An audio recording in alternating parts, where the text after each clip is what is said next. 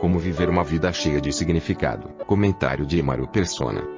Um dos grandes problemas da teologia do pacto, que é o que impera na maioria das religiões cristãs fundamentalistas, católicas e protestantes, é a ideia de que não há distinção entre Israel e igreja, que a igreja seria apenas um Israel 2.0, a continuação de Israel. Um Israel que se desenvolveu um pouco mais e agora vai dominar a terra, vai dominar o mundo. E a promessa para Israel realmente é de domínio da terra, de ter a predominância na terra. E isso se dará no milênio, depois que Cristo vier e julgar as nações.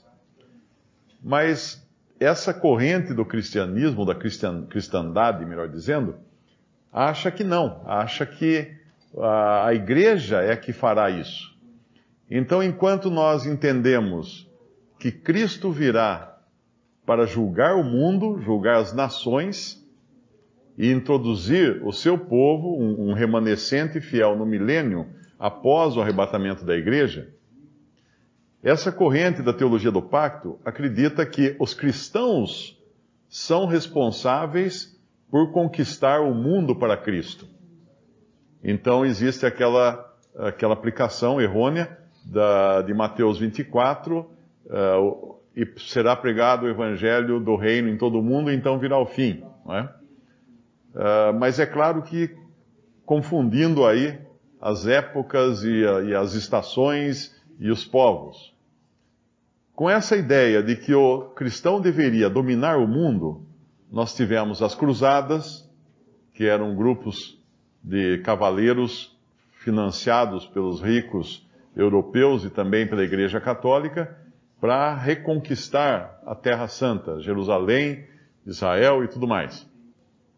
Com essa mesma ideia vieram as conquistas de toda a história, inclusive o Brasil, não é? A primeira coisa que se fez ao chegar no Brasil foi a primeira missa aqui e estabelecer isso como um território da Igreja.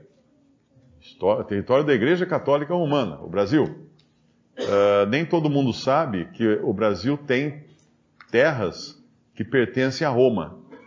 Se você compra um terreno ou um imóvel no Rio de Janeiro, cujo nome original é São Sebastião do Rio de Janeiro, você paga um laudêmio à Igreja Católica, à Cúria do Rio de Janeiro, porque é considerada aquela terra que é a cidade do Rio de Janeiro, desde a época do descobrimento, é considerada como pertencente à Igreja. E como a margem marítima, a faixa marítima de terra no Brasil é pertencente à União, se você comprar uma casa na praia, você tem que pagar uma taxa para a União, porque pertence ao governo a faixa marítima. Assim, a cidade do Rio de Janeiro, e tem outras cidades aqui no Brasil também, pertencem à Igreja Católica. Então, essa ideia de se dominar o mundo era feita no sentido também de ter todas as promessas que foram dadas a Israel. Promessa de riqueza, de prosperidade, de terra que mana leite e mel. Então, dentro da cristandade, o que se acredita é que os cristãos devem se esforçar para conquistar a terra.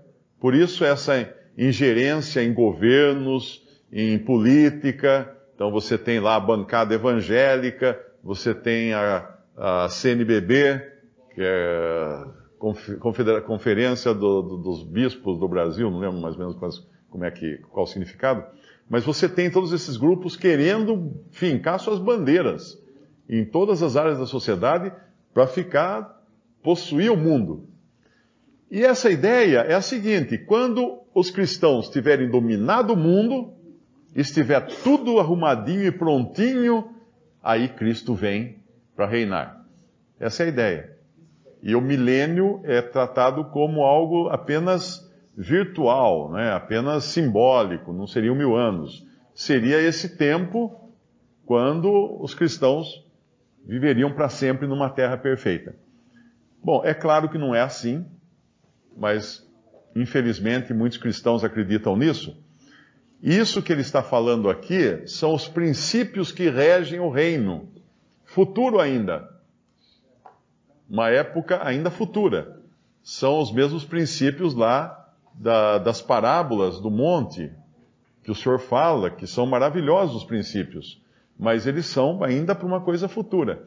Porém, o cristão já pode viver segundo esses princípios, na sua maneira de viver, mas sabendo que ele não é o dono do mundo, que ele não vai ser proprietário de todas as coisas, nada disso, mas ele já vive pensando nos princípios de um reino que é dos céus e agora cuja esfera está na terra, não de uma forma totalmente manifesta, mas ele sabe que ele pode ser sustentado por Deus. Alguém poderia dizer, mas eu estou sem emprego. Por que é que Deus não me deu um emprego, então? Se não é para eu me preocupar com isso, por que Ele não me deu emprego? Ele tem a razão para isso. Ele tem um objetivo para isso. Uma grande lição eu aprendi com a minha filha, quando ela era pequenininha. Ela tinha, eu acho que uns 5 anos de idade, mais ou menos. E na época todas as menininhas estavam ganhando uma bolsinha, que era um cinto com uma bolsinha. E ela ficou perturbando que ela queria ganhar aquela bolsinha. E a gente, não sei por que razão, não era tão cara assim. Nós não demos a bolsinha para ela. A gente só falava, ore ao Senhor, e o Senhor vai dar a bolsinha para você. E ela orava, toda noite ela orava pedindo a tal da bolsinha. E aí nós fomos visitar os meus sogros em Santos, e sempre tinha um presentinho para as crianças, eles não sabiam de nada. Quando chegamos lá, minha filha abriu o presentinho dela, ela olhou para nós e falou assim, o Senhor, a única coisa que ela falou, o Senhor. Ela reconheceu que o Senhor tinha provido. A gente tinha até esquecido isso. Ela estava esperando do Senhor. E quando ela viu aquilo, ela falou, é o Senhor. É o Senhor. Como o irmão estava pregando a respeito de Pedro, né, de João, no barco. Quando João viu o que aconteceu, não que ele viu o Senhor, o face do Senhor, o rosto do Senhor, mas ele viu o que aconteceu, ele falou, é o Senhor. Sem dúvida alguma, é o Senhor. Então o cristão, quando ele anda aqui, na certeza de que ele tem um pai que cuida dele, em qualquer circunstância, Paulo fala, eu sei estar contente em todas as circunstâncias. Quando Paulo fala, inclusive, tudo posso, por causa daquele que me fortalece, isso é muito usado por atletas cristãos, né? Se o sujeito vai correr a Olimpíada, ele põe lá uma faixa, tudo posso naquele que me fortalece. Quer dizer que ele está esperando que ele pode ganhar a Olimpíada. Não, mas não é isso que Paulo escreveu. Porque a continuação, o contexto, Paulo fala assim, eu posso passar necessidade, eu posso ter abundância, tudo posso. Eu posso sofrer doença, eu posso ter saúde, tudo posso. Ou seja, não é que eu sou hiperpoderoso, me transformei num super-homem agora e tudo posso, né? Eu acho que é tudo posso naquele que me fortalece. Então eu sou super-homem, eu falo Shazam, eu tenho a força ou qualquer coisa assim. Não. Eu posso suportar e aceitar e receber todas as coisas como vindas do Pai. Sejam elas doces ou amargas. Sejam elas azedas, ou felizes, ou tristes, ou felizes, tudo posso naquele que me fortalece. E aí, quando nós entendemos que o Pai cuida de nós, então eu sei estar contente também na tribulação. É o que Paulo ensinava ali na sua carta. Ele não dizia que não ia ter, mas ele sabia que ele ia estar num estado, ou num caráter, como o irmão explicou hoje numa pregação, num caráter de quem reconhece que tudo vem do Pai. Tudo vem do Pai. Quando Jó foi surpreendido por aquelas desgraças na vida dele, perder todos os seus bens, perder todos os seus filhos, a mulher falou para ele, se mata aí, amaldiçoa Deus e morre. Ele falou, não, nós recebemos as coisas boas, né? Por que não vamos receber as coisas más? Se nós recebemos as coisas alegres, por que não vamos receber as coisas tristes? tudo posso naquele que me fortalece. E ele foi fortalecido para suportar todas aquelas coisas. Ele reclamava, sim, Jó reclamava, como nós reclamamos. Mas a diferença de um infiel e um crente é que o infiel reclama de Deus. O crente reclama para Deus. Ele se queixa para Deus, porque ele tem esse acesso. Ele tem essa intimidade de se queixar para Deus. Pai, está doendo. Ele não reclama para o vizinho. Ih, esse meu Deus aqui só faz doer, só estraga a minha vida. Não. Ele tem um pai ao qual ele tem acesso, ele pode falar para o pai, pai, estou precisando do emprego. E ele vai entender quando o pai olhar para ele e guiá-lo com o seu olhar. Guiar-te-ei com meus olhos, não sejais como a mula ou como o cavalo que precisa de freio, como fala no Salmo. Guiar-te-ei com meus olhos. Ele vai perceber, e foi muito boa a pregação do irmão, falar de ouvir o Senhor. Ele vai perceber, ele vai ter percepção espiritual para saber que aquilo é aquela hora, que ele tem que suportar aquilo. Depois vai ser outra coisa. Mas ele não está sozinho na sua tribulação, no seu problema. Quando o rei olhou naquela fornalha de fogo onde tinham sido lançados Sadraque, Mesaque e Abdenego, os 3 amigos de Daniel, ele fala, eu vejo um quarto homem andando nas chamas. Quem era esse quarto homem, né? Esse quarto homem é o Senhor. Ele estava lá, dentro daquelas chamas, junto com eles. E nós podemos entender que se eu estou desempregado, o Senhor está comigo no meu desemprego. Ele não me deixa. Ele está entendendo todas as coisas. Se eu estou enfermo, o Senhor está comigo na minha enfermidade. E se Ele permite aquilo, amém. Eu vou entender um dia. Talvez não seja aqui. Outro dia eu falei numa reunião isso. Quantas mães oram a vida inteira pela conversão de seus filhos? E aí morrem e não veem a conversão dos seus filhos. E depois eles se convertem. Eu tenho casos assim na família, né? Quantas pessoas que fizeram isso? O Senhor estava cuidando. Nós não podemos medir a nossa vida pelo tempo de vida. Porque a nossa vida, o dia que começou, que nós cremos em Cristo, ela se tornou infinita. Ela não tem mais fim. Então o nosso lifespan, né, a expressão em inglês, agora eu preciso do tradutor, a nossa extensão de vida é eterna. Então como que eu vou mensurar um problema no tempo, dentro de uma vida que é eterna agora, que é infinita para mim? Esse probleminha vai ficar pequenininho. Como vão ficar pequenas também as alegrias. Porque aí não é uma visão fatalista da vida, não é? A alegria vai acabar logo. Claro que vai acabar logo. Vem outra coisa depois. Quem é que vai achar que vai chegar aos 99 anos e mais algumas horas com a saúde perfeita? Não vai. Você conhece alguém? Poucas pessoas foram dormir com 99 anos e morreram. Ou como disse o irmão uma vez, acordaram mortas, né?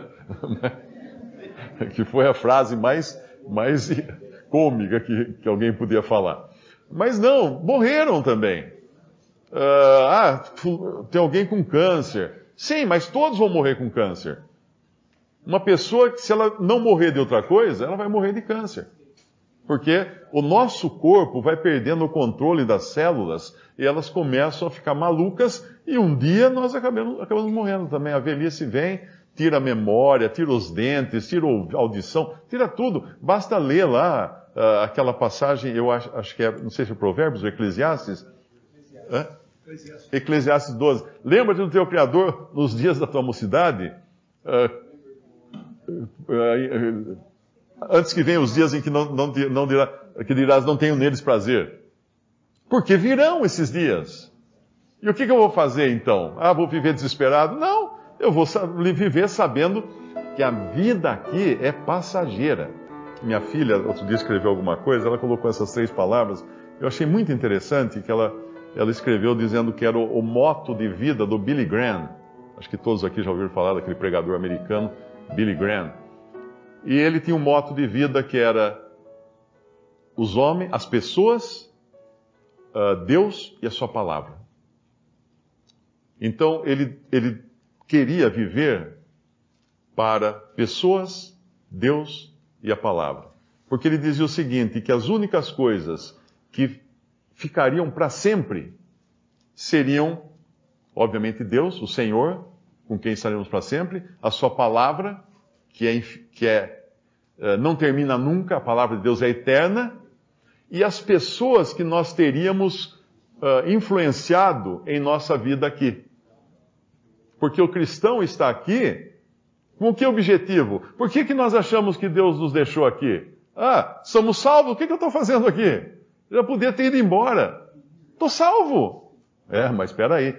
A salvação não é apenas para resolver o meu problema. Quando Cristo foi ao céu, a terra não ficou sem Cristo. Depois que ele subiu ao céu, a terra não ficou sem Cristo. Ele está na terra. Como ele está na terra? Ele está no céu. Sim, ele está no céu. Mas quando ele encontrou-se com Saulo ainda, no caminho de Damasco, o que ele disse para Saulo? Saulo, Saulo, por que me persegues? Ele fala, mas quem és, Senhor? Eu sou Jesus a quem tu persegues. Saulo perseguia o Senhor aqui na terra? Perseguia sim, porque ele perseguia o corpo de Cristo, que está na terra. Então, se alguém perguntar, onde está Cristo? Olha em volta. Ele está na terra, a cabeça está no céu, o corpo está na terra, e qualquer mal que é feito ao corpo de Cristo é feito ao próprio Senhor Jesus. E qualquer influência que esse corpo de Cristo tem nas pessoas na terra, é uma influência que o próprio Senhor quer ter nas pessoas. Então é o Senhor, que para sempre teremos Ele, a sua palavra que é eterna, e as pessoas que influenciamos na nossa vida aqui vão permanecer para sempre também. Pais, vocês têm filhos, todos nós que temos filhos, essas pessoinhas são importantíssimas. São importantíssimas. Cristo, cabeça, a igreja, o seu corpo, mas a igreja também é sua noiva. A sua companheira eternamente. O nosso capítulo 12 de Lucas vai falar também do homem que volta das bodas, e nós sabemos que as bodas vão se dar depois do arrebatamento, quando a igreja, o Senhor Jesus vai receber essa noiva, essa sua esposa para si. E essa noiva, nesse caráter de noiva, existe uma coisa muito importante que Satanás está fazendo nesse mundo hoje, que é destruir o caráter da noiva de Cristo. Mas como que ele está destruindo esse caráter? No momento em que nós vemos invadir as escolas, a educação das crianças, e mesmo a mídia e tudo mais, toda essa questão de gênero, de transgênero, esse negócio todo, por isso, pais, cuidem bem de seus filhos. Não estou dizendo que alguém tem que influenciar na sociedade, tem que fazer passeata contra, tem que ir lá em Brasília. Não. Em casa. Cada um na sua casa tem seu círculo para cuidar bem dessas pessoinhas que são eternas, que nunca mais vão deixar de existir.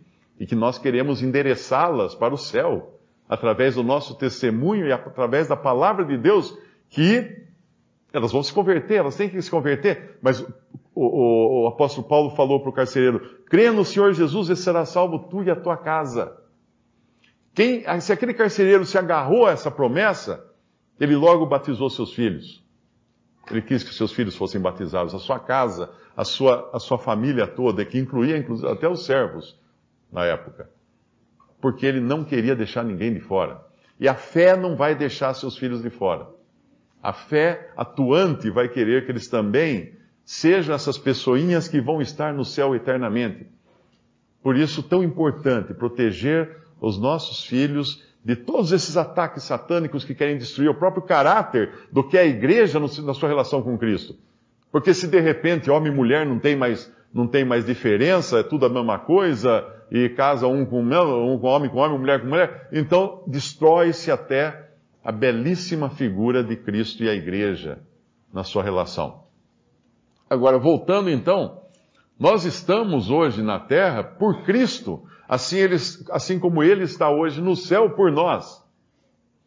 E qual é o moto nosso na terra? O que nos move na terra? Se for qualquer coisa que não seja Deus, a Sua palavra e as pessoas que nos cercam, que nós influenciamos de uma maneira ou de outra, né? Não precisa ser um pregador para sair pelo mundo, ir lá pregar na África. Está na sua casa, está na sua vizinhança. Tem sempre alguém que pode ser influenciado pela sua palavra. Nós estávamos conversando, eu e o Paulo lá embaixo, todo mundo subiu para cá, e de repente uma senhora chegou para almoçar, estava fechado o restaurante. Ela perguntou, não tem mais? Eu perguntei ao garçom, o garçom, não, já fechou, tal. Ela falou, e agora? Mas o que vocês estão fazendo aqui, hein? Pronto, ela deu a senha. Deu a senha. Lançou a isca. Aí nós ficamos lá conversando meia hora com a mulher, falando do evangelho para ela. Falando da salvação eterna. Então existem oportunidades tremendas para a gente influenciar pessoas com a mensagem da salvação, influenciar irmãos com o ministério da palavra, influenciar nossos filhos com uma educação cristã. Outro dia uma pessoa me escreveu, eu tinha colocado ela em contato, é uma família que já se separou da denominação, quer congregar o nome do Senhor. Eu os coloquei em contato com uma assembleia, não lembro que cidade que é, não sei se é na Bahia, algum lugar. Ela escreveu, falou assim, mas enquanto a gente espera para reunir então com os irmãos, porque é muito longe, fica caro a gente ir até lá, nós podemos reunir em casa? Aí eu respondi, olha, se vocês não reúnem em casa, vocês estão perdendo tempo. Vocês não vão reunir como assembleia em casa. Porque a assembleia tem um outro caráter, eu expliquei o caráter de uma assembleia. Mas como devocional familiar, vocês deveriam fazer isso todos os dias. Muitas famílias aqui, eu sei, fazem isso todos os dias com seus filhos, de ler a palavra de Deus com seus filhos todos os dias. Isso é benéfico ao extremo. Não deixe para os seus filhos escutarem a palavra de Deus só nas reuniões. Nós não vamos em missa de domingo, não é assim que funciona. Todos os dias, abra a Bíblia com seus filhos. Dá para ler um capítulo? Leia um capítulo. Dá para ler 3 versículos? Leia 3 versículos. Dá para cantar um hino? Ótimo. Em casa foi uma evolução, assim, uma regressão até, né, eu diria. Porque a gente começou com os filhos pequenininhos, lia 2 capítulos do Antigo e do Novo Testamento, cantava um hino, orávamos e assim ia mudando os horários de vez em quando. No final, com escola, com faculdade, com trabalho, aí foi reduzindo o tempo e aí até acabar cada um já na sua idade semi-adulta, né? Cada um tendo a sua leitura, o seu devocional particular, mas não deixando de ler a Bíblia todos os dias. Então isso não deveria faltar num lar cristão, uma leitura da Bíblia em família. Tendo tempo, aproveita, desliga a televisão, senta com os filhos, vamos ler a Bíblia. Vamos ler a Bíblia, vamos orar. Vocês têm dúvida, têm perguntas? Vamos responder as perguntas, vamos descobrir como é que é aqui. O que será que é isso? Explica para mim essa passagem, criança. O que você acha que está dizendo aqui? Isso é importantíssimo, porque nós vamos manter para sempre as coisas que envolvem Deus, o Senhor, a sua palavra e as pessoas que nos cercam. E aqui então são princípios para o reino, mas que nós podemos viver segundo eles hoje, porque nós temos um Pai. Uma coisa que, como o irmão explicou, os judeus não tinham, não sabiam do relacionamento com Deus, com um Pai. Nós, os judeus, eles sabiam que eles tinham um Deus justo acima deles. E eles sabiam que eles tinham que dar testemunho da justiça de Deus nesse mundo. Era assim que eles andavam. Era tudo no rigor, na lei, no rigor, na justiça divina, punindo e tudo mais. Assim foi determinado, assim era. O monte tremeu quando foi dada a lei. Mas eles não conheciam o que era graça como nós conhecemos hoje. Hoje, nós não vivemos no mundo dando testemunho de justiça. Hoje está um monte de gente na rua exigindo justiça dos juízes da Suprema Corte. Estão lá exigindo justiça. E aí ele vai ali e dá um suborninho lá para o sujeito para furar a fila, depois ele... Porque nós somos injustos, o mundo é injusto, toda injustiça impera aqui nesse mundo. Eu posso me sentir muito bem exigindo que os outros façam justiça, mas não haverá justiça nesse mundo enquanto Cristo não vier reinar e estabelecer o seu reino de justiça. Esse reino de justiça, os princípios dele estavam no Antigo Testamento para os judeus. Mas para nós hoje, o nosso testemunho não é de justiça, embora nós devemos viver com justiça, dar testemunho das coisas que são justas, etc. Mas nós testemunhamos da graça de Deus. Nós vivemos num tempo, se Israel testemunhava da justiça de Deus nesse mundo, a igreja dá testemunho da graça de Deus nesse mundo. E ela dá testemunho da graça em tudo, em todas as coisas. Então, um cristão, ele vai ser visto nesse mundo como alguém dependente de Deus. Alguém que pode falar assim, eu tenho um pai, e o pai está cuidando de mim. Ah, então você vai ficar milionário, que nem o pastor da televisão falou? Não, o pai me prometeu dar pão, não uma padaria. Pão de cada dia ele me dará. Não uma padaria cada dia, para abrir uma rede de padarias. Não é isso que o pai prometeu. Então, esse é o testemunho que nós damos hoje, até na dificuldade. Eu trabalhava numa empresa e veio um telefonema que a minha filha tinha sofrido um acidente na rodovia ali de Campinas. Tinha sido um engavetamento, né? E ela conseguiu emprestar o celular de alguém, que ela não tinha celular, e ligou chorando. Ela ia para a faculdade em Campinas, ela fazia Unicamp, ligou chorando, que ela tinha acidentado o carro. Mas daí a ligação começou a cortar, ela falou, eu estou perto do posto policial aqui da rodovia Dom Pedro I, né? Depois que começa, ali tem um posto policial. Só isso que eu sabia. Aí eu peguei, aliás, ela ligou para minha esposa ligou para minha secretária, na empresa que eu trabalhava, a secretária veio tremendo me avisar e dar o recado. Ai, seu Mário, ligou sua filha para sua esposa, que a sua filha bateu o carro na rodovia Dom Pedro e ela está perto do posto policial, só isso. Eu falei, tá bom, então eu vou para lá, ver se precisa de alguma coisa, né? O senhor está calmo assim? Eu preciso ir lá ver o que está acontecendo. Né? Ela se surpreendeu. O senhor me deu aquela calma, me deu aquela tranquilidade, me deu aquela paz. Porque o senhor cuida. Alguma coisa que acontece, tá bom. Quem já foi num velório de incrédulo? É a coisa mais horrível do mundo. Pessoas se rasgando, gritando, desesperada. Me segura que eu quero pular na cova junto. É aquela coisa horrenda. Vá num velório de um crente em Cristo. Eles estão cantando hinos. Eles estão alegres. Estava conversando com o irmão na hora do almoço, que a mãe dele foi para o Senhor há pouco tempo atrás. E ele falou que a família toda estava alegre. Estava muito contente, porque a mãe estava falando assim, eu quero ir embora logo. Eu quero ir embora logo para o Senhor. Essa é a paz que o crente tem, porque tem um pai que cuida dele, não é um perdido no mundo, que a única coisa que o crente, que o incrédulo tem no mundo são os seus bens. E ele vai idolatrar os seus bens, como esse homem do capítulo que nós estamos lendo, ele constrói novos celeiros e tudo mais, porque aquilo é a vida dele. Quando nós vemos as pessoas desesperadas no Twitter, brigando por política, por que tanto desespero? Porque é só isso que eles têm. Tem que brigar por isso, não pode ter outra coisa.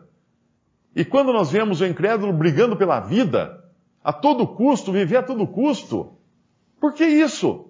Porque a vida é a única que eles têm. É a idolatria da vida.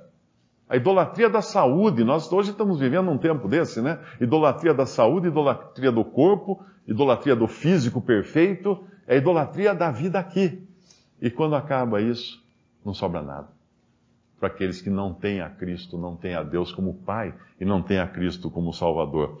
E aqui apenas mais um versículo, eu falei demais, mas um versículo só para terminar. No versículo 34, porque onde estiver o vosso tesouro, ali estará também o vosso coração. E tem um outro versículo que fala assim, a boca fala do que o coração está cheio. Quando eu tenho prazer de falar de Cristo para as pessoas, ou na minha família, ou para os meus amigos, ou onde quer que seja, é porque o meu coração está cheio de Cristo. Eu costumo, quando uma pessoa entra em contato comigo, eu costumo visitar o perfil da pessoa, que ela fala que está interessada em reunir, não sei o que, eu vou no perfil dela. Melhor coisa é visitar o perfil do Facebook da pessoa. As empresas fazem isso hoje na hora de contratar candidatos. O candidato chega lá na entrevista, é um coração de candura, alma de rapadura, é tudo lindo, né? O cara é um amor, é um doce de pessoa. Entra no perfil dele, ele é daqueles que mata cachorro com crueldade, é daqueles que tem só bobagem, só pornografia no perfil. Aí as empresas já não contratam, porque elas veem quem é a pessoa no seu particular. Então, às vezes a pessoa fala, eu entro lá, cadê Cristo nessas palavras que essa pessoa publica aqui? Tem Cristo em algum lugar? Nada, não tem um versículo, não tem nada, um pensamento, não tem nada. Tem política, tem futebol, tem esporte, tem isso. Cadê Cristo? A boca fala do que está cheio o coração. Se a boca não estiver falando de Cristo, está faltando Cristo no coração. Está faltando aquilo que é o tesouro que aqui ele fala: vendei o que tendes, dai esmolas, fazei para vós bolsas que não se envelhecem, tesouro nos céus, que nunca cabe, onde não chega o ladrão e a traça não rói. Porque onde estiver o vosso tesouro, ali estará também o vosso coração. E aí no versículo 35, ele dá uma dica muito importante, que eu acho que serve para todos nós hoje, vivendo num mundo tão conturbado, com tantas tentações, com tantas coisas querendo nos fazer tropeçar. Estejam cingidos os vossos lombos e acesas as vossas candeias. Aqui fala de duas coisas: tropeço e luz. Por que cingindo os lombos? No tempo do Senhor, no tempo antigo, 2000 anos atrás, homens e mulheres usavam aquela roupa longa, que ia até os pés, aquele túnicas, né, vestidões bem longos até os pés. Quando nós vemos uma mulher, por exemplo, com um vestido longo, ela vai subir uma escada, o que ela faz? Quem já viu, foi em algum baile, algum casamento, né? Percebe que ela puxa o vestido e sobe a escada ou desce a escada segurando o vestido em cima. Por quê? Porque se ela não fizer isso, ela pisa no tecido e cai. Ela tropeça no tecido. Então as pessoas usavam cintos nessa época. Com que objetivo? Quando elas tinham que andar depressa, elas botavam um cinto na cintura. Porque a hora que você põe um cinto, o que acontece com a barra da sua saia, do seu vestidão? Ela sobe. Você já não tem o perigo de pisar na beirada, de tropeçar naquilo. E o que nos impede de tropeçar é a luz também, para nós enxergarmos o caminho. Cingir os lombos e acender, manter acesas as candeias. E aí a gente vai para Efésios capítulo 6, que vai falar do nosso cinto. Efésios capítulo 6, o versículo 14, aqui fala de toda a armadura de Deus, mas só citando aqui, que cinto é esse que não nos deixa tropeçar? Que cinto é esse que não nos deixa pisar na barra da saia? Vamos dizer assim, né? Estai, pois, firmes, tendo cingidos os vossos lombos com a verdade. Se eu estou firmado na verdade, nada vai me fazer tropeçar. O Espírito Santo me mantendo, a luz da palavra de Deus acesa sempre diante dos meus olhos, na minha memória. Por isso que é bom, criança, aprender versículos, porque um dia elas vão precisar desse versículo. Na hora da dificuldade, pim, vai acender aquele versículo na mente. Uau! Está aí a resposta do que eu estava procurando. E mais uma coisa que fala também em 1 Pedro, capítulo 1, versículo 13. Mais uma vez, a utilidade que tem esse cinto para erguer a barra da saia, para não deixá-la arrastar no chão, na terra, no barro desse mundo e não permitir que a gente tropece. Capítulo 1 de 1 Pedro, versículo 13. Portanto, cingindo os lombos do vosso entendimento, sede sóbrios e esperai inteiramente na graça que se vos ofereceu, na revelação de Jesus Cristo, como filhos obedientes, não vos conformando com as concupiscências que antes havia em vossa ignorância, mas como é santo aquele que vos chamou, sede vós também santos em toda a vossa maneira de viver. porquanto escrito está: sede santos, porquanto eu sou santo. E se invocais por Pai, aquele que sem acepção de pessoas julga segundo a obra de cada um, andai em temor durante o tempo da vossa peregrinação, sabendo que não foi com coisas corruptíveis como prata ou ouro que fostes resgatados da vossa vã maneira de viver, que por tradição recebeste dos vossos pais, mas com o precioso sangue de Cristo, como de um cordeiro imaculado e incontaminado. Nós temos a preciosidade no sangue de Cristo, na obra de Cristo. Essa é a coisa preciosa para nós. E aqui nos fala do nosso andar, sabendo que não foi com prata nem ouro que fomos comprados, então não vamos viver também movidos por prata e ouro, mas movidos pela preciosidade, pelo valor que tem a obra de Cristo nos nossos corações, nas nossas mentes. E cingindo aqui, mais uma vez, os lombos do vosso entendimento, esperando o quê? Inteiramente na graça. Porque quando nós estamos lá lendo Lucas 12, do que ele está falando? De todo esse cuidado que o pai tem para com seus filhos. Está falando de graça. É graça em cima de graça. Olhe cada um aqui agora para trás da sua vida e veja quantas vezes o Senhor tratou com graça. Você, eu, cada um aqui. Apesar de nós, podemos falar assim, apesar de mim, que gracioso foi o caminho que o Senhor tratou comigo. Tem um hino muito bonito, alguns irmãos aqui devem conhecer, é um hino do cantor cristão. Conta as bênçãos, conta quantas são recebidas da divina mão. Uma a uma, conta outra vez, e você verá surpreso o quanto Deus já fez. Os judeus, sempre que eles invocavam a Deus, quando eles diziam, vamos citar de novo aquele Salmo 103. O que eles faziam no Salmo 103?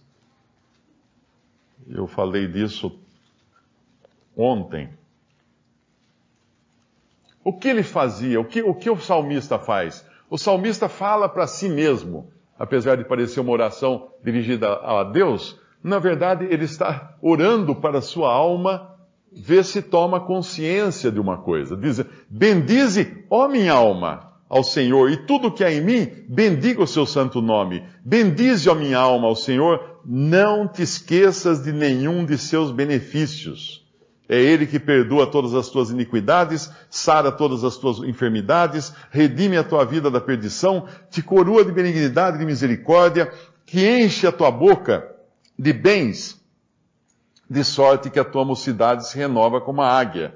O Senhor faz justiça e juízo a todos os oprimidos, fez notórios os seus caminhos a Moisés e seus feitos aos filhos de Israel. Misericordioso e piedoso é o Senhor, longânimo e grande em benignidade, não repreenderá perpetuamente, nem para sempre conservará sua ira, não nos tratou segundo os nossos pecados, nem nos retribuiu segundo as nossas iniquidades, pois quanto o céu está elevado acima da terra, assim é grande a sua misericórdia para com os que o temem, e quanto está longe o oriente do ocidente, assim afasta de nós as nossas transgressões. Como um pai se compadece de seus filhos, e eles infelizmente ainda não podiam desfrutar disso, mesmo estando nos Salmos, mas como um pai se compadece de seus filhos, assim o Senhor, eu digo não podia desfrutar de chamá-lo de pai, não é? Assim o Senhor se compadece daqueles que o temem, pois Ele conhece a nossa estrutura. Lembra-se de que somos perfeitos, justos, santos, muito obedientes nos seus caminhos. Não. Lembra que somos pó. Ele sabe das nossas dificuldades. Ele sabe das nossas fraquezas. Ele sabe da nossa dependência constante nele e só nele. E que privilégio podemos ter um pai assim. E esse privilégio se estende agora, porque nós podemos também fazer brilhar essa luz, né? Fazer com que outras pessoas vejam que nós temos um pai assim. Ao invés de ficarmos nos queixando de Deus para as pessoas. Você quer se queixar de Deus, do seu desemprego, da sua enfermidade? Queixe-se para Ele na sua oração. E para os outros, meu pai está cuidando de mim. Mas isso, ele está cuidando de mim. Não chegou ao fim da história ainda. Se você, como é que é? Se você não gosta da história ou não está entendendo a história, é porque não chegou ao fim da história. Tem algum ditado assim, né? Tem que esperar o fim da história. Lá nós vamos saber entender as coisas. Jó foi muito feliz porque ele não entendeu e ele ficou satisfeito aqui. Porque no final do livro de Jó, Deus não explicou nada para ele, da razão de ter acontecido tudo aquilo com ele. Mas ele estava satisfeito, por quê? Eu te conhecia só de ouvir falar, agora os meus olhos te veem. É isso que ele fala. Ele estava satisfeito com o Senhor. Isso bastava para ele. Agora ele já sabe, onde ele está agora, Jó já sabe da razão do seu sofrimento. Visite Respondi.com.br. Visite também 3minutos.net.